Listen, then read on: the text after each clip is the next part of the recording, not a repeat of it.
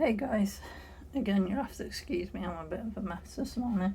I got up this morning and I've been on the phone all morning from about 9 o'clock ish. What time is it now? Yeah, it's about 12:30 now. So yeah, I've been on the phone to two different agencies for the whole morning. And again, this is stuff to do with my neighbour. So today I called Citizens Advice Bureau to speak to them to get advice on housing law and to get advice on, harassment, discrimination, antisocial behaviour, and all that sort of stuff, because they give CAB give free legal advice. So I wanted to speak to someone there to get help and support and advice from them, because I am trying to take this down a legal route now. But yeah, so I was on the phone for over an hour with CAB, on hold, in a queue, which fair enough, I know they're busy, they're probably taking a lot of calls, especially in current circumstances in this country. There's a lot of people that need the help and support. Which fair enough, I didn't mind so much being on hold. It was annoying, especially with the music they were playing. So, I sat there for over an hour waiting, and then the automated service, the robot, told me that my call could not be taken at this time, and I could either ring back at a later date or go to their website. And then it hung up on me. So, like, over an hour wasted on that. I could try ringing them again tomorrow. I probably may do. But then what I did was I thought, right, well, I'll ring Shelter, see what they can do for me. And I rang the Shelter helpline for Southampton, where I live. And I was on hold for quite a long time, probably a bit less than an hour, round about an hour, something like that. And I got put through to a guy, an actual human, and I thought, yay, great, finally a human I can speak to. And I kind of explained a little bit about my situation. And he's like, right, okay, what part of the country are you in? And I said, I'm in Southampton. And he said, he goes, I'm in London. You've called the London line. I said, oh, well, the number I got was from the Southampton, from the website for Southampton. And he said, right, okay, that must be a glitch in our system, I'll report that.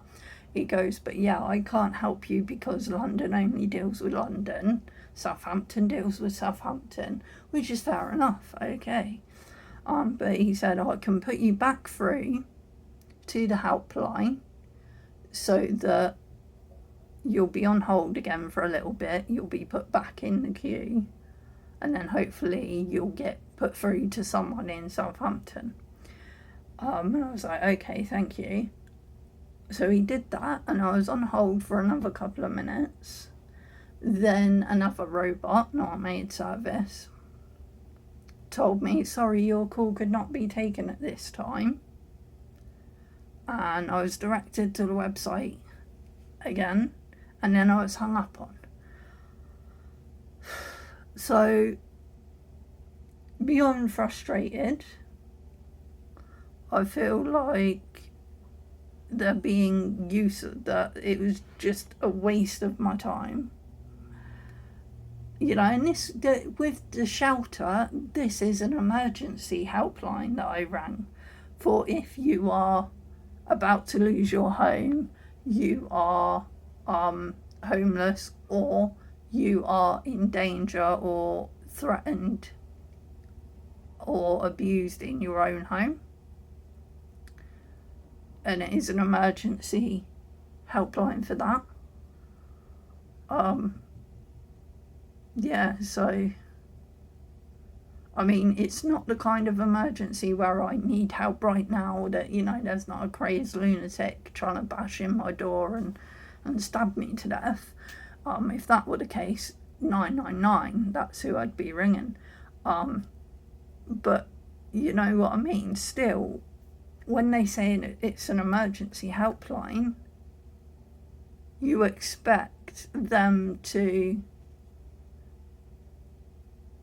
at least be on it. I mean, I understand being put in a waiting line, a queue thingy, and on hold for a bit. I understand that there's lots of people probably calling them, needing help, and whatnot. I understand that.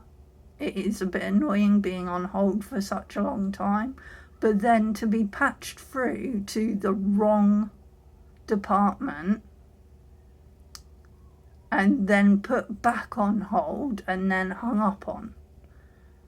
You know, I'm losing my faith a little bit every day with this crap, you know. So I don't know what I can do. I guess all I can do is try them again tomorrow, CAB and shelter, or go and get an actual proper solicitor and lawyer, which I know they give you about, I think it's half an hour free legal advice, but after that you have to pay. And to be honest, I don't think this whole situation can be dealt with in half an hour.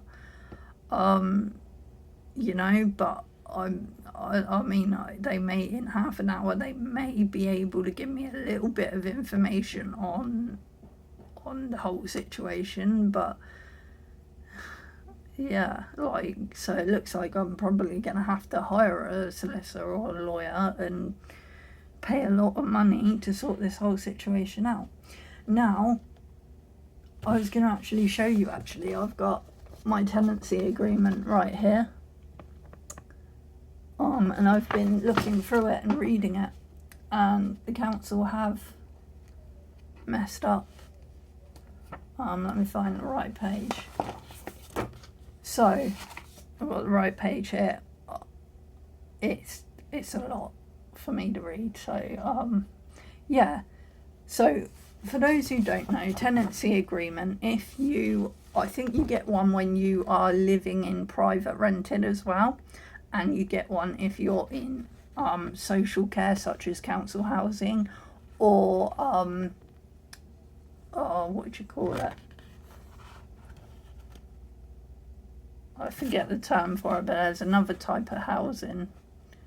But anyway, tenancy agreement, it's, you have to sign it to agree to rules and laws and stuff and rights around your home and around your tenancy and stuff. And you have to stick to this agreement. And if you break it, or the council, the housing people break it, then legal action can be taken.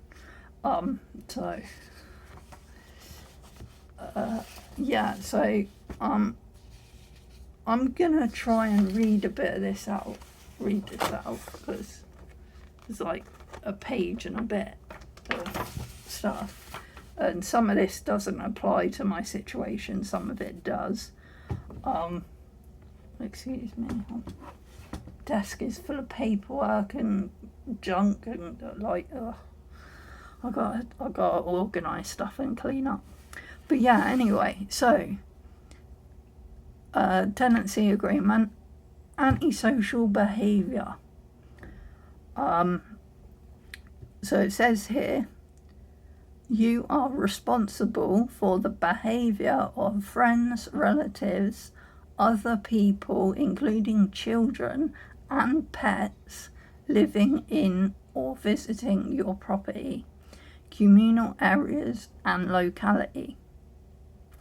So yeah, if anyone in my home, whether they're visiting or they live here or whatever, if they cause problems, I'm liable for that, which is fair enough. The next part, you, your family, visitors or people who live in the property must not behave in an antisocial way or instruct others to do so. This means you must not allow others to do anything which causes a nuisance, annoyance or disturbance to anyone in the locality. So my neighbour has breached that already. Do anything which interferes with the peace, comfort, safety or convenience of anyone living in the locality. Neighbours broke that one. Okay, third one. Use the property, communal areas or locality for any immoral or illegal purposes or commit any indicatable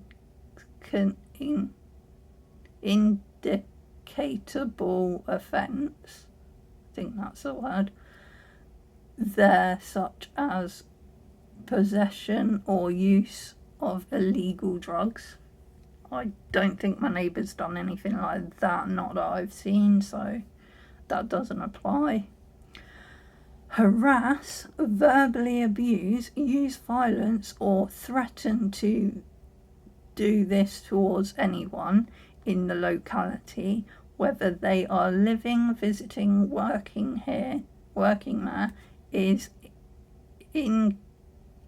this includes doing this because of someone's age, disability, gender reassignment, marriage and civil partnership, pregnancy and maternity, race, religion or belief, sex, sexual orientation.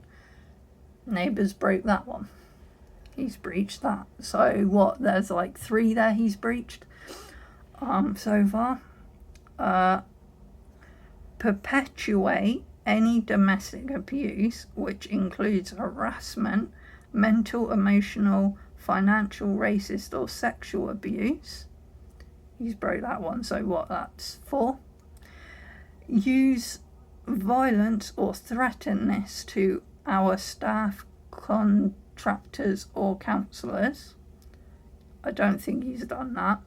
Do anything which causes nuisance, annoyance and disturbance or harassment to our staff, contractors or counsellors. I don't think he's done that. So, but yeah, there's what, 4 that he's broke there on the tenancy agreement already.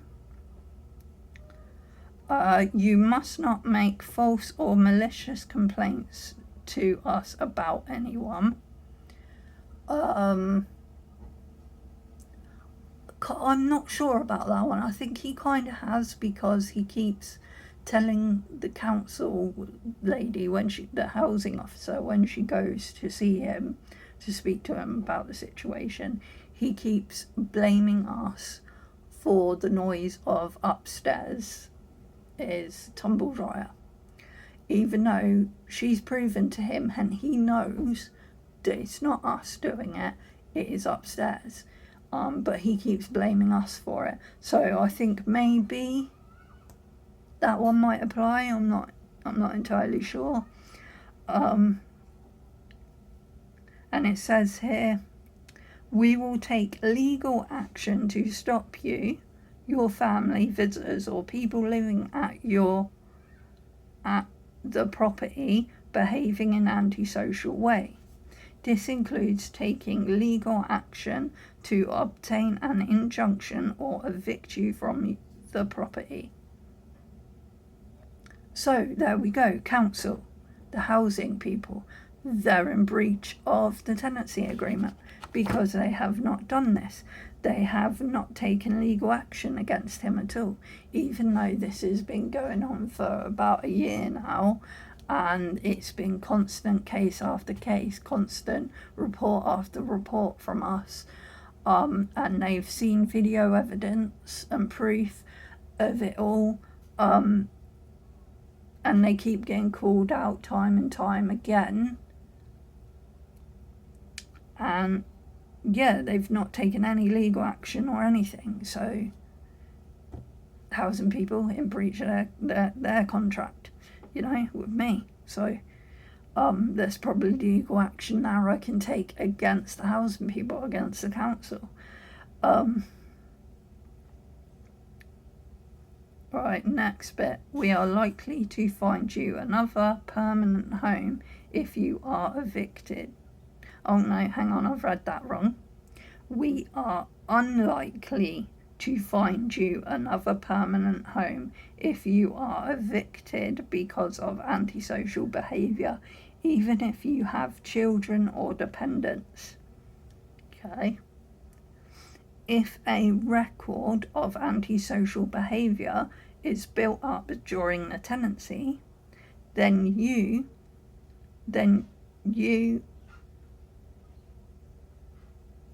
cease to be our tenant. You may in the future be excluded from reapplying for housing with us, or we may give your application less priority. So again, council in breach here. If a record of antisocial behaviour is built up during the tenancy, which it has, because we've made so many reports to the council about it. Hello John, good morning. And there's apparently a big case file according to the housing officer of every report.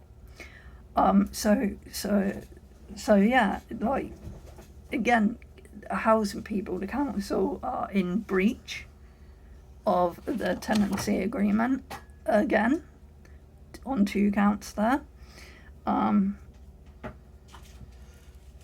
So yeah, and it says here on this page, our responsibilities. I'm guessing that means the council's responsibilities to the tenancy agreement and to the tenants. We will recognise your right to live in your home in the way you choose, as long as you, your family, visitors, or people living at your property do not break any conditions in this agreement. We take antisocial behaviour very seriously, and where appropriate, we will use available legal powers to take action against those causing the problem, which they have not done. Before we can take any action, we need appropriate and sufficient evidence, which I've provided. We will give you help and advice if you report antisocial behaviour, which they have done. They've given us advice and kind of tried to give us a bit of support. We will investigate your complaints, keep you informed, and take appropriate action to tackle the problem. Now, yes, they've kept us informed, very informed. They have investigated our complaints as well, but they haven't taken the full proper action, I don't believe. So, before you move on that bit, we will refer complaints about antisocial behaviour to mediation services or to other agencies as appropriate. So yes, they did refer us to the mediation people. We did do mediation, and that did not help at all. That made the situation worse. They did try and help there, though. They did try and help, yes, I will say that. the mediation people, we asked them if we could stay anonymous. We wanted to stay anonymous. We didn't want him knowing that it was us making the reports because we felt it would cause him to get worse. And the mediation people ignored that and went ahead and gave him our information, let him know that it was us. Didn't tell him our names, which was okay, but they gave the door number. So, like, yeah, the mediation people broke the law there. Because if you ask to stay anonymous, they've got to keep you anonymous. It says that in their leaflet that they gave us. Because the council uses an independent agency. That's the leaflet if you want it. For mediation. And these are the mediation people they put us with. NFS mediation. So yeah, it says in this leaflet that if you want to stay anonymous, you can do. And they will not give your details to the other party, so like the neighbour, the problem neighbour. They will not give your information to them. And yeah, the mediation person completely ignored that and gave him our door number, our address, and told him it was us, and told him that I was disabled. Even though we asked them not to, we said, look, we just want him to stop with the abuse and the noise. And that's it, you know. But yeah, so if you're ever referred to, if you're going through similar issues and you're ever referred to these people for mediation, say no. Just tell them to go away. Say no, I don't want that agency. But yeah, so the council have tried to help a bit, but they have broken the tenancy agreement a few times as well. The neighbour has also broken it quite a few times as well. So yeah.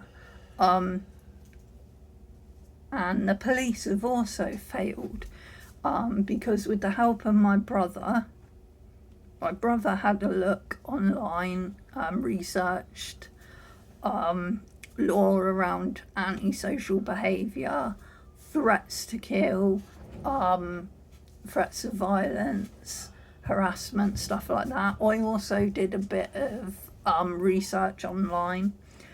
And basically, from what we found, is the police do not always need video evidence. If harassment is happening and threats to life is happening, they don't need video evidence of that, apparently. All they need is my word to say that I am in distress and scared that the person is going to carry out their threats and in fear of my life, and the police can go and arrest them and whatnot, you know. But the police haven't done that,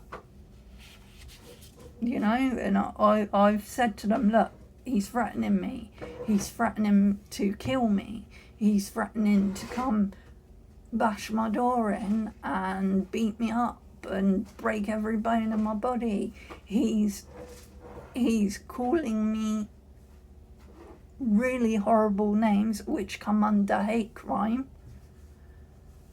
And yeah, and again, with hate crime, don't always need video evidence. If you've got audio evidence, which me and John have, then that is sufficient in some cases.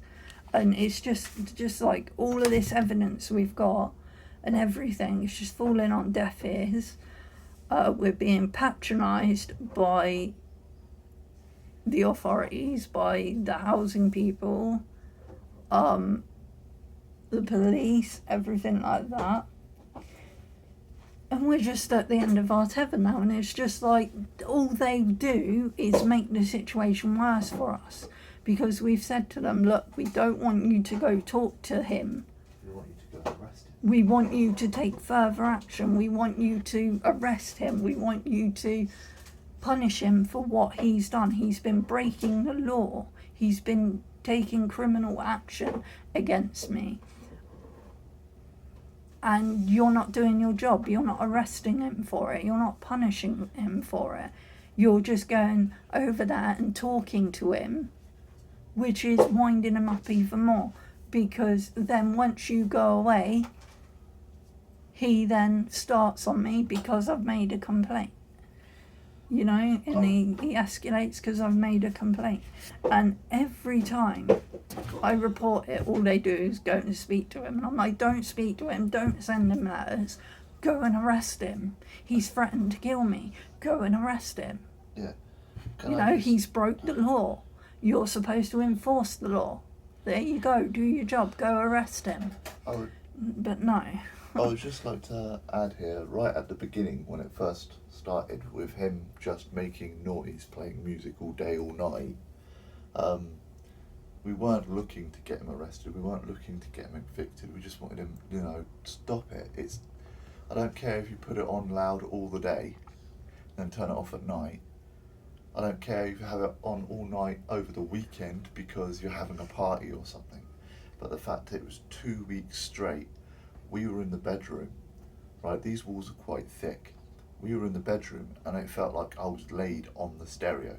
It was that loud. Yeah, it was like the speaker was right next to our head. Right. And loads of people made complaints about it, so he started getting aggressive, shouting just random things out the window at people, just trying to provoke people. Then he started banging on the walls of the larder and screaming up through it, screaming and shouting. Yeah. Nothing derogatory directly at the beginning. And we started saying to the council about it. We were saying, look, we just need him to stop doing it. It's not us that's making all the noise. I don't know why he's shouting at us. And they said, well, we'll try and do mediation. And for a couple of months, they couldn't even get to him. He wouldn't respond to letters. Yeah. He wouldn't open the door. He wouldn't do nothing. So then they took matters into their own hands and they eventually forced mediation. Once he was told, 62 put in a complaint, that's when he targeted us directly. And that's been going on for about 6-7 months, I'd say. Because they talked to him in April, they talked to us in May. I mean, he So started May, June, to... July, August, 4 months. Okay, 4 months that he's been targeting us directly. Yeah. Right? And we've asked them, and we've had the police come to his door and tell him, don't do it again or we're going to nick you. And he shuts up for a period of time. Something like 2 weeks, isn't it? Yeah, so that when he does it again, it has to open a new one. It can't be considered an old one. And when I spoke to Julie about this last time, she told me that they can see all of the previous ones. And I said, well, if you look up our file of complaints from our flat that we have put in over the years, you'll see that the bulk of them have been in the last year about him next door, right? We're not ones to complain about noise. People make noise, I make noise. I'm making noise now when I'm talking. But the whole is when he started to threaten us violently, the way he was doing it, we've got it recorded. Hopefully one day I'll be able to show you guys online what he is actually doing, because we might need it for a court case if it comes to that. But I'm sure you'll agree that we're not being petty about this. He's not going, I'm gonna kill you. No, he was saying things that any normal human being would go, yeah, that's bad. We don't like this. Threats to stab us. Yeah. Threats, like I said, to come kick in our door and break every bone in our body. This looks wet. It's not. I promise you. Threats to kill us and stuff like that. And also shouting things like, the police can't help you. Yeah. Don't bother ringing the police, they won't help you. So he's escalated to a point. We've had him posting handfuls of grass through our door. One time he did that. One time. I've still got the grass in a baggie. And we have witnesses for that. My family, my brother, his missus, and sister. my sister were over at the time, staying for a couple of nights, It wasn't them. visiting. And they were here when that happened. At first they thought it was the postman, because it was in the morning, and so they left it and they thought, yeah, she'll pick up her post when she gets out of bed. I got out. I was out of bed already. And they thought, yeah, I'll go and pick up the post in a minute. And then they were going to go out to the shop. Yeah, they were going to go to the shop to get And themselves they a got ready and they went to leave the front door and they said to me, have a look at this. look at this, there's grass in your letterbox. And there was like big clump of grass in my letterbox hanging out and some on the floor. And I was like, okay. And they goes, we heard your letterbox earlier. We thought it was your post, but it must have been someone putting that in your letterbox. So I was like, yeah. And he did that because I think it was the day before we had the mediation. Yeah, it was the 30th of April. So It was 30th of April. I've got photos of it in the door. This is the grass. yeah. It's not weed, it's actual grass. He put that, it wasn't in the bag. I put it in the bag. He posted that in the letterbox. He arranged it so it was hanging down, you know, like a hula, whatever they call them, grass skirt thing. So I found that very threatening because that was definitely a threat. my brother said, yeah, that's a threat.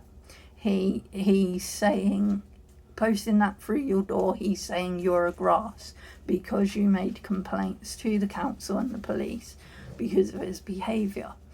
And where I'd had mediation the day before, they'd rung me and him and spoke to us. No, they had spoke to him on the 29th of April. On the 30th, he put the grass in our door. They then rung us in May, which was 2 weeks later. Something like that, yeah. But, like, no, because we had literally spoke to the mediation people the day before Terry and Sam and Rain come down. Because I remember talking to them about the mediation and whatnot. No, because they... I'm pretty sure. I might be wrong, I don't know. No, my mind's a bit... They came down a few weeks... okay. Rain came down a few days later and we told them about it, about the mediation, because they rung us the day after they left. But yeah, so like my brother was like, yeah, that's a threat, that is. We haven't had anything else posted through our door by him, luckily. But we've had him put his speakers for his stereo in his larder cupboard. Now, I explained in other videos about this neighbour issue. The larder cupboard, where our flats are sort of like mirrored, so his flat is the same as ours but sort of mirrored. So his kitchen is right next to our kitchen. His larder cupboard backs onto our larder cupboard. The larder cupboard wall, the back of the larder cupboard wall is his wall as well, and it's very thin. It's like a bit of wood or whatever. So you can, if you go in the larder cupboard, you can hear everything, you know. So he was putting his speakers for his stereo in the larder cupboard and blasting music through them at full volume, and me and John couldn't hear ourselves think. And then he was pausing the music every few minutes to shout abuse through the larder cupboard wall at us as well. Abuse and threats. Then he'd put the music back on full blast. So, yeah, like... It's just, like, so much... See, with the loud music again as well, he broke tenancy there. with that, he's broken environmental health rules and laws as well, and noise pollution laws. He's done so much wrong, but yet he's getting away with all of it. But You here's know? the thing, if I were to start playing my electric guitar poorly at 11 o'clock at night with my amp on, I guarantee you'd be getting eviction notice the next day. Exactly, yeah. I mean, we nearly got eviction notices due to there was someone in the tower block. They were drilling the Phantom They were Driller. making the whole blockers named them the Phantom Driller because it was going on for years, and they weren't properly drilling. It was like they were doing it deliberately to wind people up. They were just putting like the drill or whatever it was they had against the wall that would vibrate the wall and make lots of noise, and no one could pinpoint where it was coming from because in tower blocks the noise echoes and it's hard to tell which flat it's coming from, which floor it's coming from, especially really loud noise like that and I don't know what it's called, subsonic, I don't know, but with that kind of vibration and everything it's really difficult to pinpoint it. So like we kept getting blamed for it. We had neighbours come knocking on our door. When we answered the door, they started shouting at me, and I was like, "Excuse me, what's the problem?" "Oh, you're drilling. You need to stop drilling. You're always fucking drilling." I was like, "Excuse me, I'm not drilling. I don't even own a drill. It's not me drilling." And complaints were made to the council. The council come out and spoke to me about it, and I said, "No, it's not me drilling. I don't even own a drill. I don't even know who it is drilling." Right, and it took basically, a neighbour was at my door one day having a go at me about this drilling because it had literally been going on that day because it started. They started it for a few minutes, stopped for a few minutes, then started again, and so on, and it'd go on all day, every day, all night. So yeah, one day this neighbour come to the door, was extremely rude to me, had a go at me about the drilling, and I said, "Look, it's not me drilling. I keep telling everyone it's not me doing it." And the drilling started happening while this neighbour was at the door having a go at me about me drilling. And they kind of sharply looked up because they heard the noise and they were like, I was like, "There you go. Does it look like I'm drilling? I don't have a drill on me, do I? The noise is coming from somewhere above. It's not me."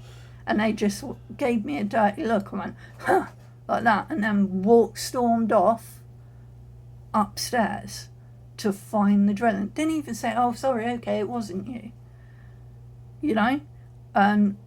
Me and John had to make videos for that to prove there wasn't us drilling, and we showed it to the council. So when the drilling noises were going on, me and John just started filming, going, "Yeah, the drilling noise is going on."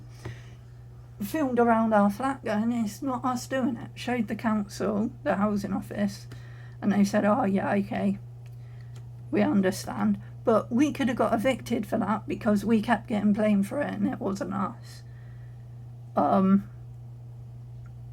You know, so if they were going to evict us over that, why can't they evict him? He's done worse.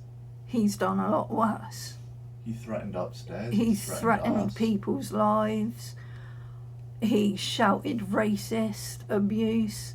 He shouted derogatory abuse and harassment and everything towards disabled people. He's broken so many laws, yet he's getting away with it. They're not evicting him over it.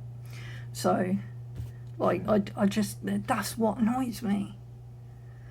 We've had other neighbours across the way from us. They moved out years ago. They created a really bad smell. I think they had a few cats or animals in there. I'm not sure whether they had a baby or something, but it always smelled like baby puke, baby poo. animal poo, animal waste, even adult human waste. Sometimes it smelled like, and it was so bad that you could smell it in the communal hallways. We could smell it in our flat, right? And because they're opposite us, we were getting blamed for that as well. Because they knew. And the council, because people thought, oh, you have a cat, it must be you. Right, now I'm not going to lie, sometimes cats get a bit stinky, pets get a bit stinky. It's, if you have a dog, you're going to get dog smell. If you have a cat, you're going to get cat fur smell in your flat, in your home, It happens. But I do things to tackle that. I do things to tackle cat waste smell, I have air purifiers that clean the air and put a scent in the clean air. And so I take steps to deal with that.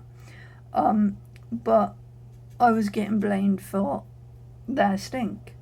The council officer come out and spoke to me about it again a couple of times, but she come out and she said, I goes, come in if you want, and she come in and she goes, oh, it smells really nice in here. I goes, yeah, I know. I goes, I've got air purifiers that are on most days and whatnot, and I goes, I've had to put my air purifiers closer to the front door because we're getting a putrid smell coming in from outside. And I said to her, go across the way, open their letterbox and have a sniff. And I stood at my front door and watched her do this. Poor woman, she went green. Just like pale and green and looked like she was about to throw up. And she said, right, yes, we see now it's not you, it's them. And she knocked their door, and as soon as they opened their door, I went green because of the smell come out of their door, just wafted out and come over to my front door and invaded my senses and my flat. And oh my God, it was god awful. And from what I've heard, they never cleaned up. Their cats would piss, shit, all over the place, and they wouldn't clean it. And it was like that for months and months and months. And they had rotten food everywhere and everything. And apparently they were hoarders and everything, which I'm not trying to be nasty to hoarders. I know that can be due to mental health and everything as well. But I'm just making a point that I was getting blamed for that, and I could have been I was nearly evicted for that as well. I had letters threatening eviction. So if they can threaten to evict me for stuff that isn't even my fault, that isn't even me doing it, for things as simple as smells, air pollution or whatever it is, and stuff like noise pollution that isn't even me, why can't they evict him for antisocial behaviour, harassment and hate crime and noise pollution? Why can they not? He's probably an informant. This what I can't get my head around. It's like, so yeah, trying to take legal action. Tried to go through the CAB and shelter. No luck today. I might try ringing them again tomorrow. See if I can get through. If not, I'm going to have to go get a solicitor and pay through the nose, which means most likely the savings I have put by for my off-road wheelchair that I've been saving for, I'm probably going to have to use those savings now to pay for a solicitor or a lawyer. So I don't think I'm ever going to get my off-road wheelchair, which means I'm never going to be able to get back to getting out and about in nature and stuff, to do the photography stuff I want to do and everything. I'm not going to be able to do that. So I'm just going to give up on life right now, I guess. You know, like, just unlife myself, do everyone a favour, because quite clearly the authorities can't be bothered to deal with this situation because they don't give a shit about me. They don't care about the fact that I'm disabled. They'd rather not deal with disabled people, you know, because I'm only a disabled person. Who gives a crap, you know? Yeah. Sorry everyone, I'm just completely fed up. I'm all hot and sweaty and I feel disgusting. I need a shower. Like, I just don't know what to do now. Like, just... Well, what we should do is we should just start being petty back. Next time he does it, just kick off back. Yeah, but then Right, no. we'll be in breach of our tenancy agreement and we'll probably get evicted straight Yeah, away and then because we- I'm disabled. I don't matter. Yeah, but here's the thing. Then we take it to right. They do that, then we can fucking contest it, right? Through court of law, we can say to them, look, oh, you're going to evict us over the one time we fucking do it. It's been going on for a year now, and you haven't done nothing about it. We take it to the papers. We take it to the TV. It's a case of the fact that they're not going to do anything because they think we're not going to do anything, and that means they Yeah. don't have to do a thing. Okay, that's the way I see it. Now Yeah. I know it's not constructive, and I know it's not helpful, but you know they used to say about bullies, if you ignore them, they go away, right? We ignored him. He didn't go away. He started getting worse, right? So we're supposed to lower ourselves to his level now. Well, when I was being bullied at school, right, I never threw punches. I always told the teacher, do you know what it got me? Beat up more. Mm-hmm. And it got me yelled at home because clothes got dirty, got blood, got torn. And one day I let one bully have it all. People stopped you messing alone. with me. Yeah.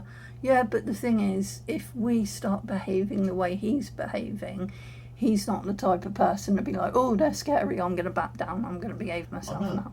He's not going to do that. He's just going to escalate because that's what he wants. He wants to escalate it. He's been gagging for a fight with you, quite obviously, because when he was at the front door, kicking the begging. front door, he was trying to get John to go outside the front Trying to bait me. door, trying to bait John out there to get John to have a fight with him. John ignored that and was like, no, thank It you, took and every closed fibre the of my door body to. and locked the door. You know, so the guy wants a fight. He wants us to escalate. He wants us, because he wants a reason to come over and start an actual physical fight. He wants a reason to enact his violence, and we're not giving it to him. That's why he's getting so If- verbally the way- abusive. The You way know, that I see it, right, is if he really, really, really, really wanted to come at us, nothing would stop him, right? He would. Like the other day when we went out, he kicked the door, right? He's trying to bait us into it because then he can then claim self-defense. yeah, he's okay? trying to intimidate us. Right. That's what And he's we're trying not- to do. Now I don't think he is intimidating me, right? It's me he's trying to do it to because he knows that I've got a heart condition because the council officer told him. So doing stuff Are you sure like the council officer sudden, wasn't mediation? it's probably mediation, yeah. I told the council officer that as well, Yeah. and she did say she would mention to him. So I think he knows that, and that's probably why he's doing the things like when I'm out in the communal corridor, he suddenly runs up to his front door and full power kicks it. You know, and a jump which scare. creates a massive bang, and it's like it is a jump scare, and it makes me jump That's out of my attempted murder. skin, and my heart rate and blood pressure rises because I start to have an anxiety attack, which is not good when you have heart failure. So That could be considered attempted murder. And we know for a fact that exactly, he knows that you know. You know? You know, so, like, I just feel like the law isn't going to help me. You know, the police aren't going to help me. The council aren't going to help me. So we have to do it ourselves. Nobody gives a shit because I'm disabled and I do not matter. And, like, I just feel like this situation is not going to be resolved.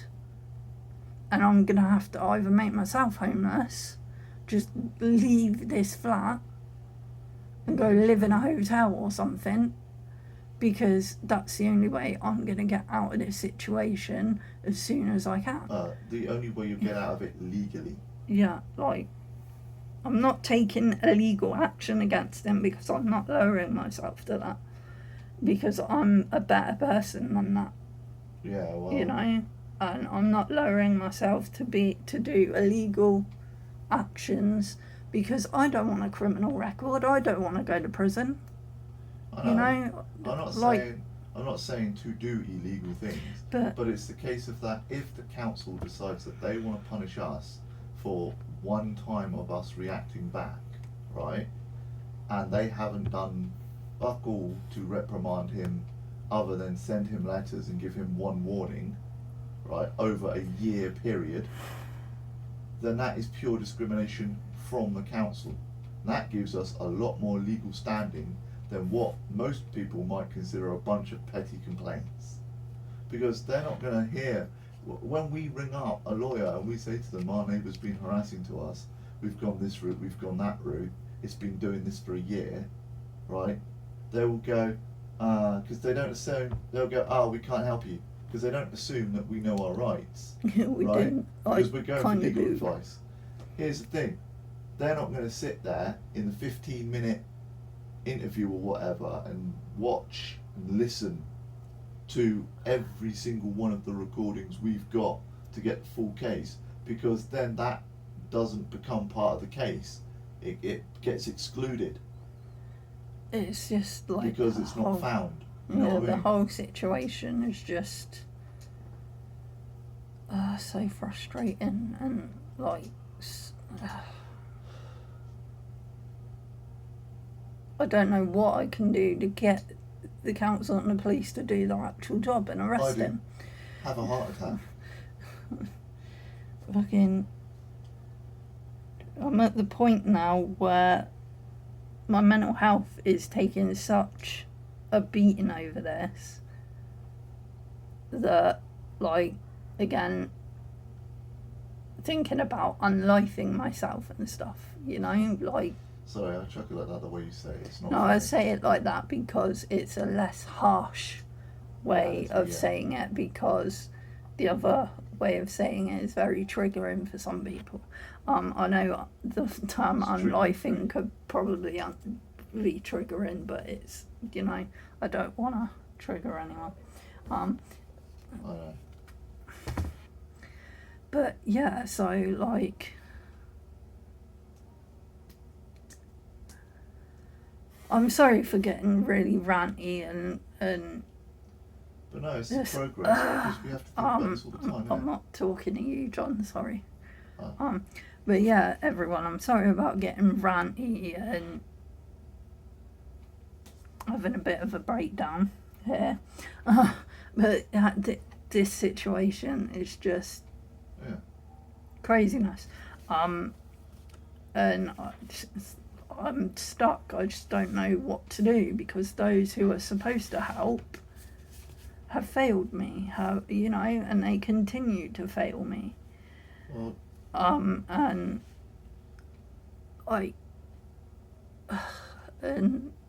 I'm backed into a corner and I don't know which way is out, you know, and I know. I mean, taking illegal action, I don't want to do that, because I don't want to lower myself to that.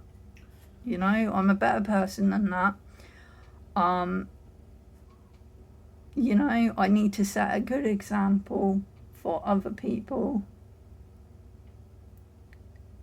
You know, and like, I'm getting close to that point where I think, well, fuck it. Nobody gives a crap about me anyway, so I might as well just do something really drastic and criminal or whatever, you know. Exactly. Like, this is what So I'm saying, though, like I don't want to do that. I'm not going to. And like I need to speak to a mental health professional, definitely, I think. But I'd say you could sit in on my session, but I don't know how they feel about that. no, because that is your session. That's private to you and your therapist. I'll need to get a therapist of my own, which I can do. I'll be ringing Steps of Wellbeing again and speaking to them. Yeah. Ask for Kazik though, or Kazim. And just like, yeah. They probably won't be able to help me with this situation, but at least they might be able to help me with my mental health and Right. whatnot. But yeah, anyway, I'm going to shut up now because I am a really hot, sweaty mess. I need a drink, I need ice cream, I need a shower, I need more ice cream. Yeah. And I'm just gonna try and relax for the day because my heart is going nuts, my blood pressure is raised, I'm feeling really ill. I've had a headache for 2 days now. I haven't had sleep last night again. Really? You were snoring in my ear? For about, an hour or so early this morning, like 5 o'clock. I fell asleep, woke up at about 6, half 6. Fair enough.